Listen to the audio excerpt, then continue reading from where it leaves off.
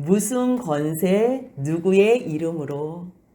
이 대제사장들과 장로들은요, 자기들이 성전의 주인인 줄 알아요.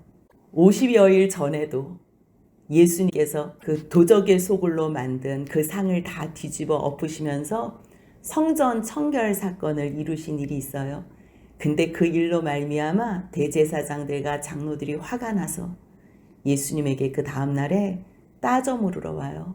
너가 무슨 권세와 누구의 권위로 이것을 시켰냐.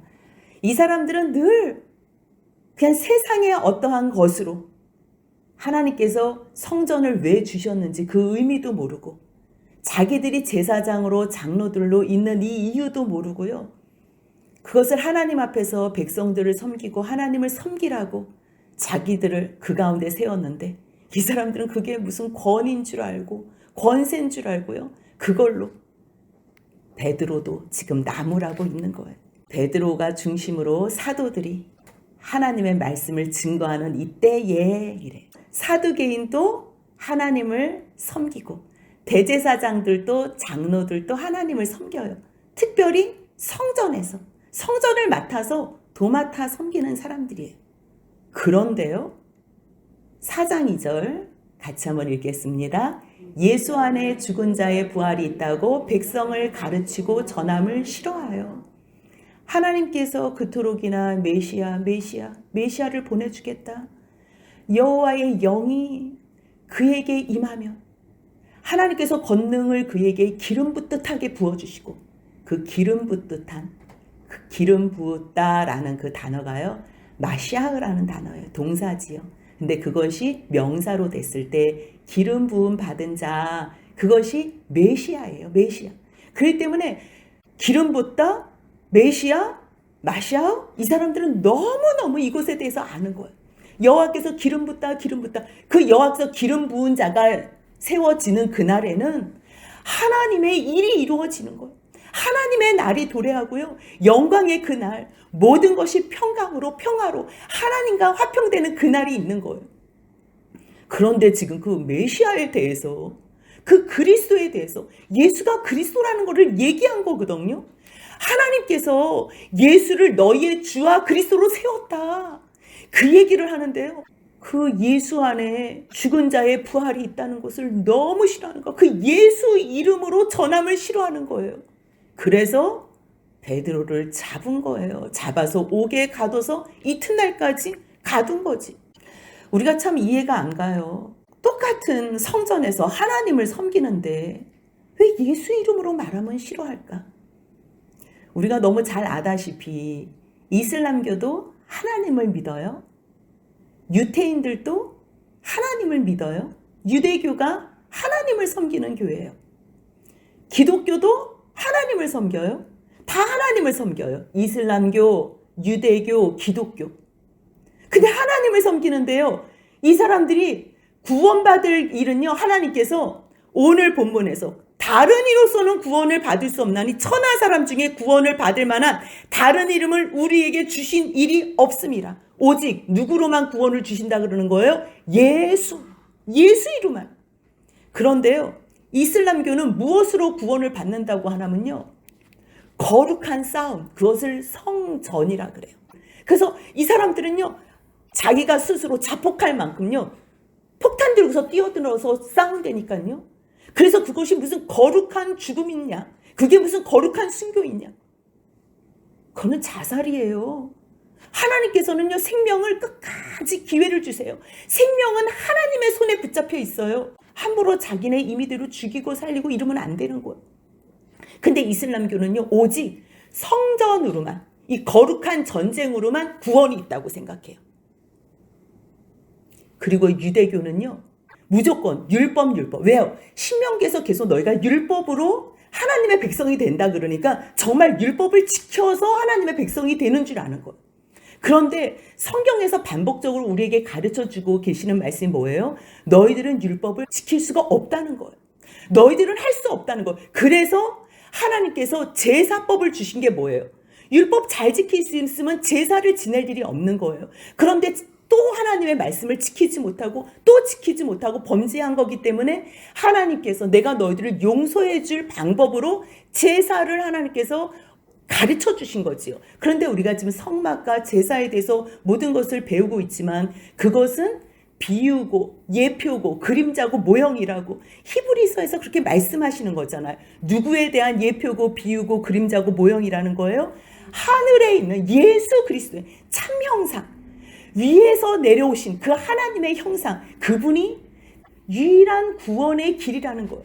그렇기 때문에 기독교도요, 예수 외에는 다른 구원의 방법이 없다고 말씀을 가르치는 기독교만 진정한 구원을 가르치는 기독교지요. 요즘 WCC도요, 예수로만 구원을 받는다는 게 아니에요. 구원받을 길이요, 다른 종교에도 다 있다는 거예요. 그 다른 종교에 가다가 보면 하나로 통합된다는 게 그게 WCC예요. 그건 말도 안 되는 일이에요. 아무리 기독교의 이름을 가지고 있어도요, 예수 외에는 구원받을 다른 이름을 하나님께서 주신 것이 없다는 것을 고수하는 신앙만이 진정한 기독교라는 거예요. 그렇기 때문에 하나님을 믿는다? 하나님을 믿어도 하나님께서 준비해 놓으신 구원이 어떻게 준비해 놓으셨나? 그래서 우리가 구약을 배워야 되는 거예요.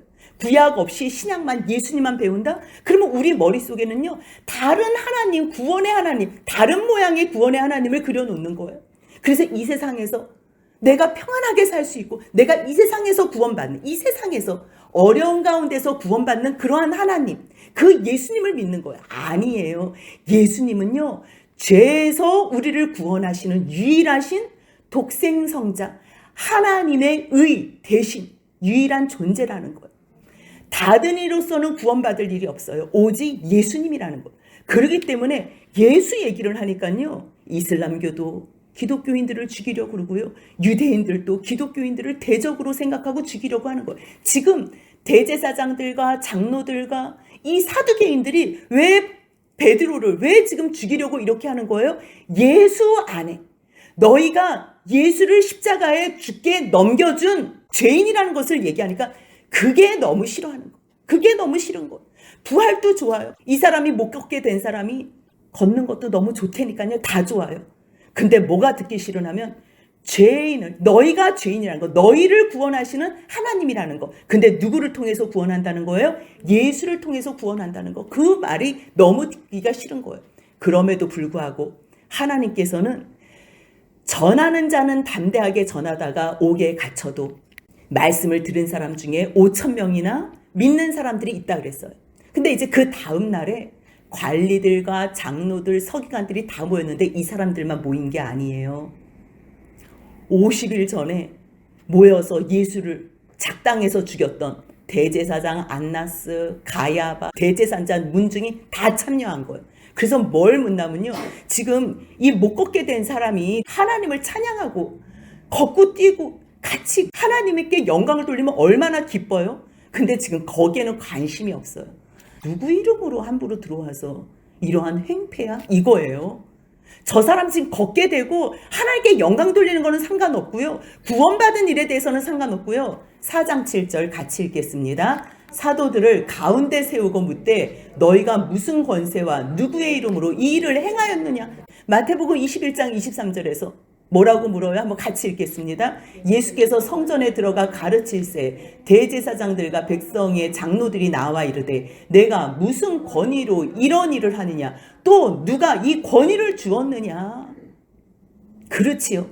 세상 일을 할 때는 누구의 권위, 누구의 권세, 너 어느 학교 나왔어? 너 어느 신학교 나왔어? 너 누구한테 배웠어? 그게 중요하지요. 이 사람들 지금 갈릴리 어부라는 것도 다 알고요, 무식쟁이라는 것도 너무 잘 아는 거예요. 이 사람들이 능력이 없다는 것을 너무 잘 아는 대단한, 이 세상적으로 눈으로 봤을 때 이 대단한 대제사장들과 장로들이요, 못마땅한 거지요. 왜 너희가 지금 여기 성전에서 우리가 집중되어야 되고 우리가 주인인데 왜 지금 너가 주인 행세를 하지? 이 사람은 지금 주인 행세를 하는 게 아니에요. 성전의 주인은 오직 하나님뿐이에요. 이 성전은 하나님이 죄인들과 만나기 위해서 하나님께서 지어준 성전인 것뿐이에요. 그런데 그런 것들을 다 망각하고 지금 여기서 너 이런 일 누가 시켰어? 지금 여기에 지금 다 모였는데. 그렇지요.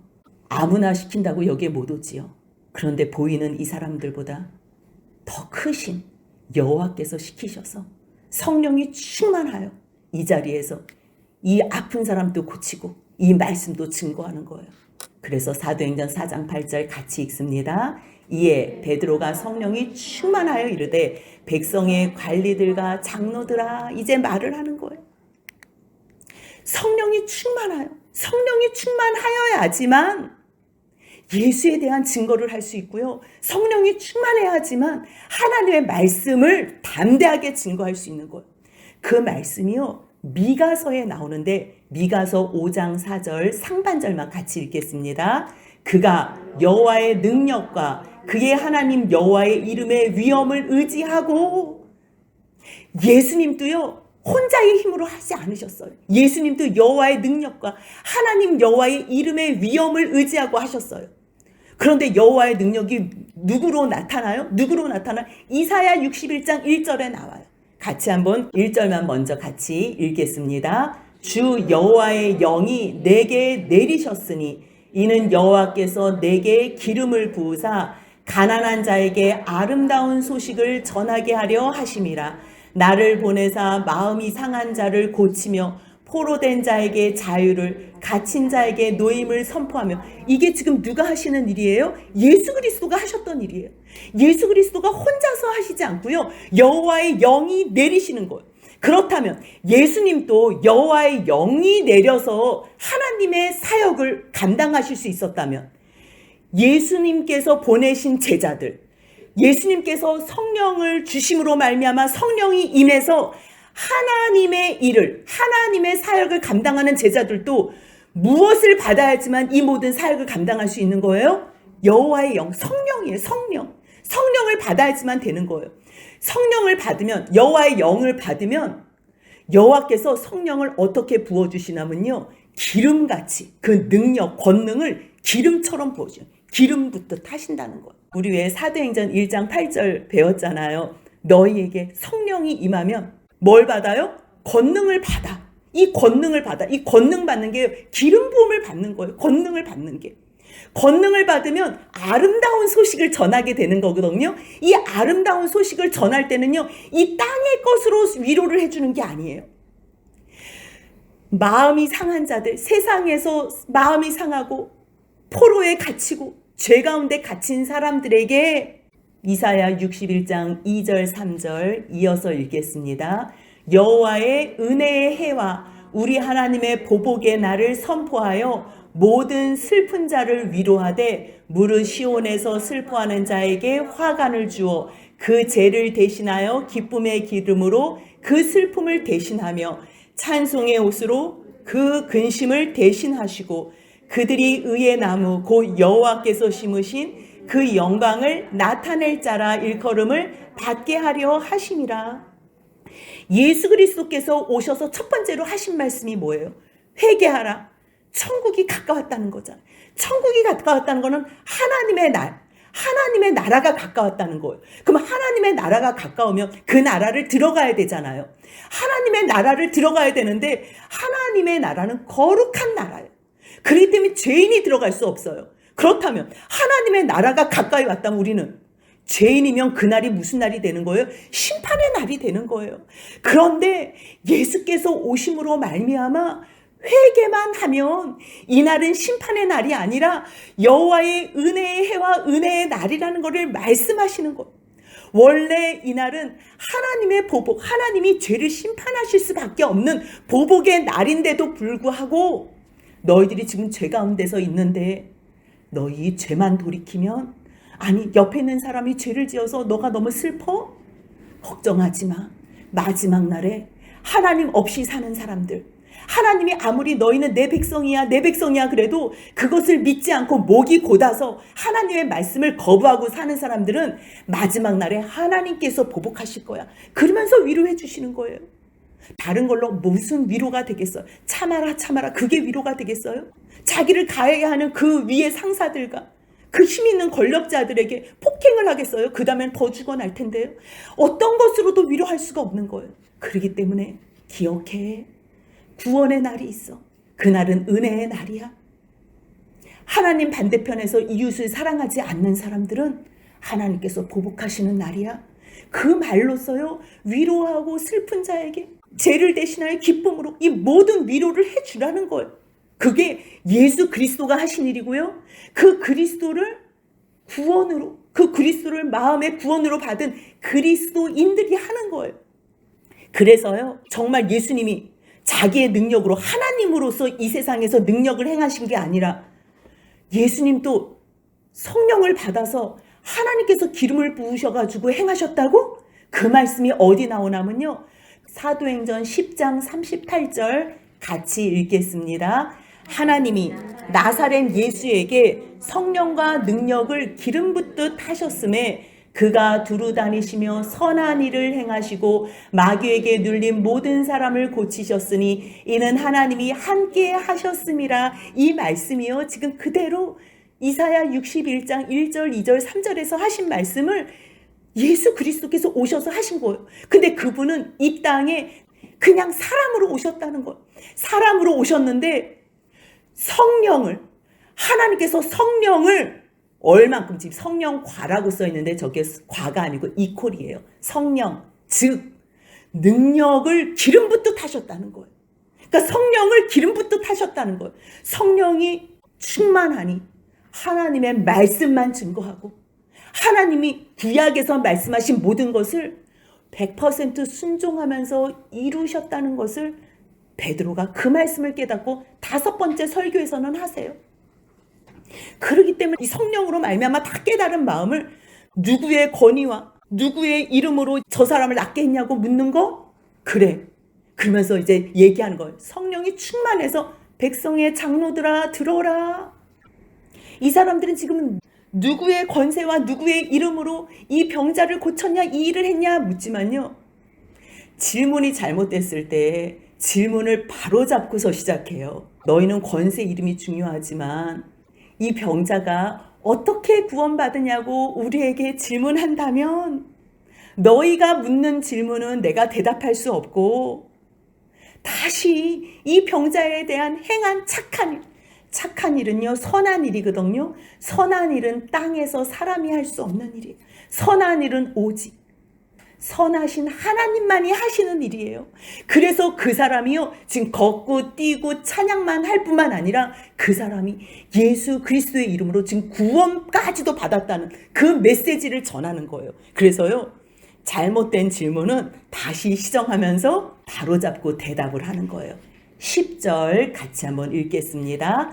너희와 모든 이스라엘 백성들은 알라. 너희가 십자가에 못 박고 하나님이 죽은 자 가운데서 살리신 나사렛 예수 그리스도의 이름으로 이 사람이 건강하게 되어 너희 앞에 섰느니라. 즉 이 사람이 어떻게 낫는지, 누구의 권세와 누구의 이름으로 낫냐 그러는데, 내가 지금 여기에 서서 이 말씀을 증거하는 거는 예수의 이름, 그 예수님을 허락하신 하나님 앞에서 내가 얘기한다는 거예요. 하나님 앞에서. 뒤에 보면요, 너 예수의 이름으로 말하지 마, 이 내용도 나오거든요. 하나님 앞에서 잘 생각해봐. 내가 사람의 말을 듣는 게 낫니, 하나님 말씀을 듣는 게 낫니? 그렇게 확인하는 거예요.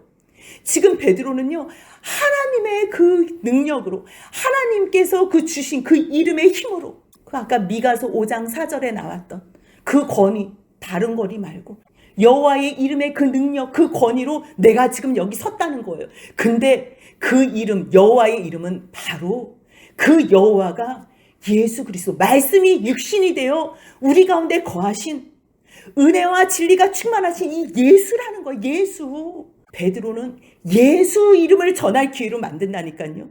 우리가 누가 고민이 있어서 이야기를 하고 상담을 해줄 때가 있어요. 그 사람은 어떤 문제로 어떻게 상담해도요, 우리는 그 질문에 대한, 그 문제에 대한 재해석을 해줘야 될 이유가 있는 거예요.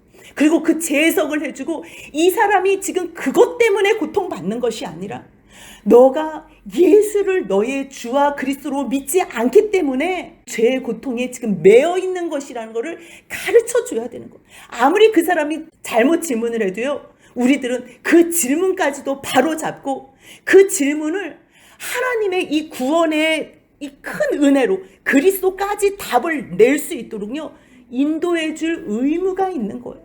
성령이 임하면요, 의무를 넘어서요, 성령이 임하면 그 성령이 충만해서 예수를 증거할 수밖에 없다니까요. 아니 지금 누구의 권위로 하냐고 묻는데 그 예수님 이렇게 말하면 되는데요. 다시 무엇을 깨닫게 해줘요? 너희가 죄인이라는 거. 그래서 너희가 십자가에 못 박고, 아니 이 말만 빼도 이 사람들이 이렇게 기분 나쁘지 않다니까요. 근데 그것을 꼭 얘기해요. 근데 왜 얘기하는 줄 알아요? 회개하라고. 죄인이라는 걸 알고서 이것만 회개만 하면 이제 하나님께서 기다리고, 지금 너희들을 위해서 너희들 구원하시려고 예수를 주셨으니까 제발 회개해서 죄사함을 받으라고. 너희가 예수 죽인 너희인데 너희를 용서해 주시고 너희가 구원받는다면 이 세상에 구원받지 못할 사람이 없다는 것을 또 강조하시고 또 강조하시려고, 이 사람들이 지금 듣기 싫어하는 거 아는데도 또 죄에 대해서 또 찍는 거예요. 너희가 십자가에 못 박고 하나님이 죽은 자 가운데 살리지, 너희는 죽였지만 하나님께서 그를 살리셨다는 거예요. 거기서 아주 요점 정리만 해서 10절에서 말씀을 증거하는 거예요. 나사렛 예수 그리스도의 이름으로 이 사람이 강건하게 되었다는 거예요. 이 사람이. 근데요, 이 예수의 이름이 이 사람들한테는 얼마나 우스워요. 듣기도 싫고. 그런데 이 이유가 있다는 것을 또 이야기하는 거예요. 4장 11절, 이제부터 설교를 하는데요. 같이 한번 읽겠습니다. 이 예수는 너희 건축자의 버린 돌로서 짐 모퉁이의 머릿돌이 되었느니라. 그렇지. 지금 너희가 왜 예수를 이렇게 무시하는 줄 알아? 너희가 지금 왜 예수 이름으로만 말하면 왜 이렇게 싫어하는 줄 알아? 내가 잘못한 것도 없는데 나를 왜 옥에다가 넣어놨다가 지금 왜 죽이려고 다 모여가지고 이 난리를 치는 줄 알아? 시편에 이런 말씀이 있어. 그러면서요, 베드로가 이 말씀을 베드로 전서에서 2장 6절부터 10절까지 쭉 말씀하시는데, 지금 이 시편의 이 말씀을 어떤 의미로 하는지, 왜 너희가 이 건축자의 버린 돌이 왜 짐 모퉁이의 머릿돌이냐고.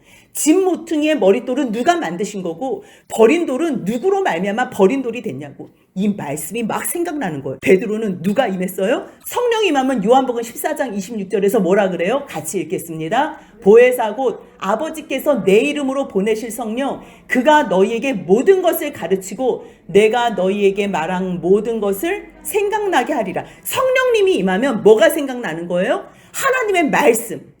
하나님의 말씀, 예수님께서 하신 말씀이 다 생각나는 거예요. 그러니 예수님이 같이 3년 동안 계시면서 얼마나 많은 말씀을 해주셨어요.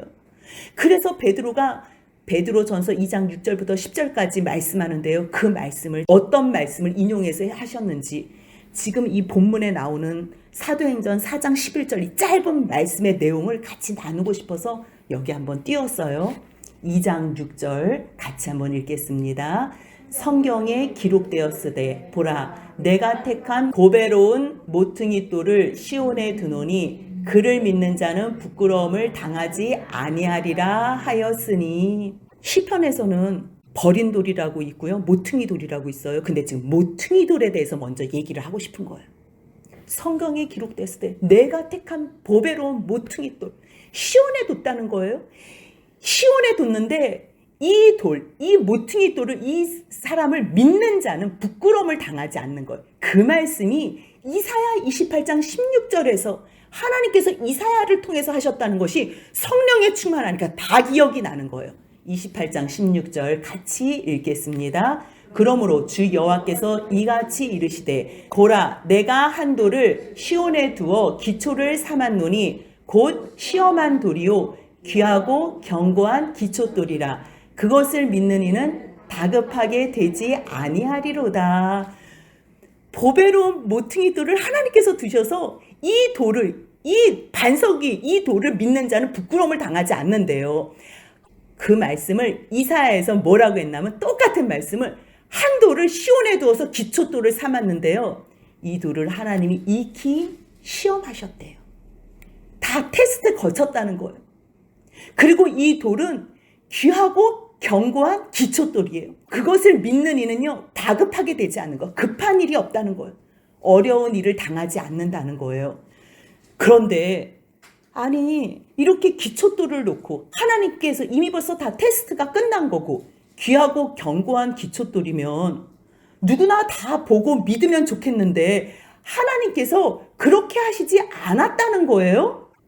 지금 두 가지 예를 드는 거예요. 하나님께서 믿고 구원받는 사람이 있지만 두 가지 모습을 놔뒀다는 거예요. 그 말씀을 베드로전서 2장 7절 8절에서 하셨는데 같이 읽겠습니다. 그러므로 믿는 너희에게 보배이나 믿지 아니하는 자에게는 건축자들이 버린 그 돌이 모퉁이의 머릿돌이 되고 또한 부딪히는 돌과 걸려 넘어지게 하는 바위가 되었다 하였느니라. 그들이 말씀을 순종하지 아니함으로 넘어지나니 이는 그들을 이렇게 정하신 것이라. 아니, 믿는 자에게는 보배래요. 믿는 자에게는. 근데 믿지 않는 자들에게는 버린 돌이 된대요. 그렇다면 믿지 않는 사람은 왜 믿지 않냐면요. 이사야 53장 2절 같이 읽습니다. 그는 주 앞에서 자라나기를 연한 순 같고 마른 땅에서 나온 뿌리 같아서 고요한 모양도 없고 풍채도 없은즉 우리가 보기에 흘모한 만한 아름다운 것이 없도다.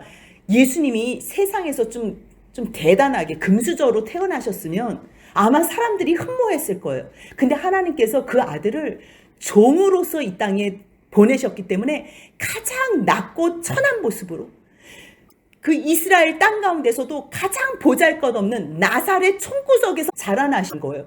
그래서 이것이요, 이 사람들에게 붙이는 돌과 넘어지게 하는 바위가 된 거예요. 이 사람들이 이스라엘에 예수님이 그리스도를 보내셨다 그래서 모두가 다 믿어봐요. 그럼 우리는 뭐예요? 우리는 2000년 후에 태어났고 이스라엘 땅에도 태어나지 않은 우리는요, 하나님 앞에서 공평하지 않은 거예요. 그렇기 때문에 하나님께서 이 세상 모든 사람들에게 그리스도를 주신 것에 대해서 공평하게 하시기 위해서 그리스도를 연약한 사람으로, 볼품없는 사람으로, 흠모할 것이 아무것도 없는 사람으로 숨겨놓으신 거예요. 그래서 사람들이 예수를 보니까 무슨 나사렛에서 선한 것이 나겠냐. 그래서 부딪히고요. 그래서 걸려 넘어지는 거예요. 이 사람들은 결국요, 하나님의 말씀, 구약의 말씀을 순종하지 않았기 때문에 여기까지 올 수가 없었다는 거예요. 시편 118편 22절에서 건축자의 버린 돌이 진모퉁이의 머릿돌이 되었다는 말씀을 하는 거예요. 순종하지 않는 사람들에게는 버린 돌이 돼서 걸려 넘어지게 되는 거고, 하나님께서 이스라엘 백성들을 다 구원하셨다 그러잖아요. 믿고 말씀을 순종한 사람들은 이 집의 모퉁이의 머릿돌이 되는 그 가장 중심 역할을 하는 그리스도라는 것을 깨닫게 되는 거예요. 그래서 이사야 8장 14절에서 또 뭐라고 기록했냐면요, 그가 성소가 되시리니. 성소가 되세요. 성소는 뭐예요? 하나님을 만나는 곳이에요. 그러나 이스라엘의 두 집에는 걸림돌과 걸려 넘어지는 반석이 되실 것이며 예루살렘 주민에게는 함정과 올무가 되시라. 하나님께서 이것을요, 볼품없는 그 모양으로 아무리 이스라엘에 예수 그리스도를 보내셔도 걸림돌과 넘어지는 반석이 되게 하신다고 이사야에서 익히 벌써 예언하신 거예요. 그렇기 때문에 예수님이 모양도 없고 볼품도 없고 형체도 없고 그렇게 나타나시고 나사렛에서 자라나신 게 이게 너무 당연하신 거라니까요. 이 모습이 우리가 보기에 흠모할 만한 아름다운 것이요, 없어요. 아예 없대요. 그렇지만 너희는 그 가운데서 너희는 택하신 족속이요, 왕같은 제사장이요, 거룩한 나라요, 그의 소유가 된 백성이니. 왜 그렇게 하셨다는 거예요? 어두운 데 있었던 우리를 빛 가운데 부르셨다는 거예요. 누구로 말미암아? 그리스도 예수로 말미암아. 그리스도로 말미암아. 그래서 빛 가운데 가서 나 자랑하라고요? 아니에요. 왜 하나님께서 약한 자를 왜 사용하시고 강한 자를 약한 자 앞에서 왜 부끄럽게 하시는 줄 아세요? 하나님만, 예수 그리스도만 자랑케 하시려고, 하나님의 능력만 자랑케 하시려고, 이 아름다운 덕만, 하나님의 이 아름다운 크심만 선포하게 하시기 위해서. 그래서 베드로전서 2장 10절 같이 읽겠습니다. 너희가 전에는 백성이 아니더니 이제는 하나님의 백성이요, 전에는 긍휼을 얻지 못하였더니 이제는 긍휼을 얻은 자니라. 이게 지금요, 여기에 있는 모여있는 사람들하고 똑같은 거예요. 지금 여기 누가 있어요? 대제사장, 안나스, 가야바, 다 예수님 마지막에 이리 끌려가고 저리 끌려가고 마지막 고문해가지고 빌라도에게까지 넘겨줬던 사람들, 거기에 옆에 있었던 이 문중들이 다 있는 거잖아요. 너희가 예수를 십자가에 죽게 내어준 장본인들 아니냐? 그런데 하나님께서 그를 다시 살리셨다. 이것은 갑자기 있는 일이 아니고 말씀에 다윗을 통해서, 모세를 통해서, 사무엘 이후의 선지자들을 통해서, 아브라함을 통해서 하나님께서 예정하신 그리스도라는 것을 또 말씀하시고 또 말씀하시는 거. 지금 이 말씀이요, 사실 가장 중요해요. 정말 요점 정리의 핵이라고 할 수 있는 구약과 이 복음서를 총괄해서, 그 다음에 예수께서 죽으신 다음에 부활하시고 성령님이 오신 다음에 첫 번째로 설교한 이 내용, 우리가 성령이 임해서 사람들에게 선포해야 될 내용이 뭐냐면 다른 것이 아니에요. 우리는 죄인이다. 우리가 예수를 이 땅에 오셔서 십자가에 죽게 하실 수밖에 없었다. 왜? 하나님이 우리를 구하시겠어. 나를 구하기 위해서는 예수를 죽이는 방법 외에는 다른 방법이 없었다.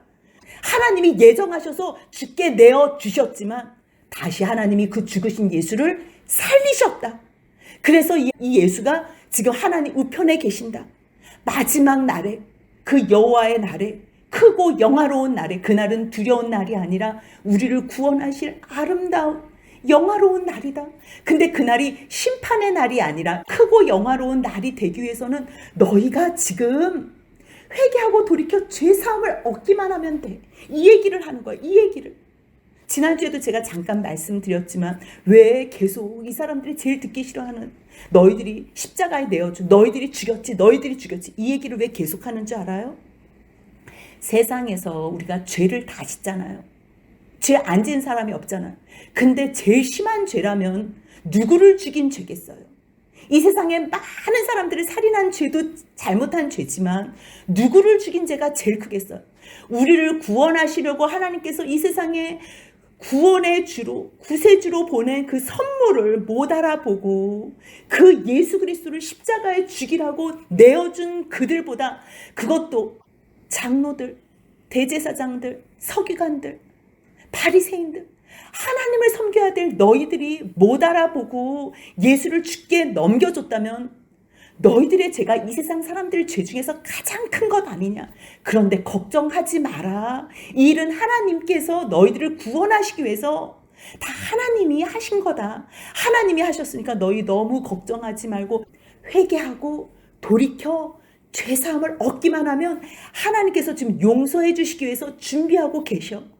그래서 4장 12절의 말씀이 있는 거예요. 지금 이 말씀은요, 너희들이 들어야 될 말씀이라는 거예요. 지금 너희 대제사장들, 너희 사두개인들, 나 가둬놓고서 나 또 죽이려고 하는 너희 문중들, 너희에게 구원의 이름을 주셨어. 이거는 이슬람교가 전쟁으로 구원을 받는 것도 아니고, 유대인이 율법을 지킴으로 구원받는 것도 아니고, 기독교인들이 뭐 말로만 예수라고 하지만 예수에 관심도 없는 너희들이 구원받는 것도 아니고, 정말 4장 12절 같이 읽겠습니다. 다른 이로서는 구원을 받을 수 없나니 천하 사람 중에 구원을 받을 만한 다른 이름을 우리에게 주신 일이 없음이라 하였더라. 그래서 계속적으로 하나님께서 예정하신 그리스도, 너희가 죽인 이 예수를 주와 그리스도가 되게 하셨느니라. 그리스도, 기름 부음 받은 자. 하나님께서 기름 부음 받은 자가 있을 때는요, 이 세상이 슬픔 가운데 있었던 이 세상이요, 기쁨으로 바뀌고, 슬픔의 재 뿌리고 바르고 했었을 때 이제는 꽃으로, 화관으로 우리가 기쁨으로 찬송하는 그날이 온다는 거예요. 그 일을 예수 그리스도께서 이 땅에 오셔서 100% 옳은 행실로 순종하심으로 하나님 앞에 산 제물이 되셔서 드린 바 됐고요.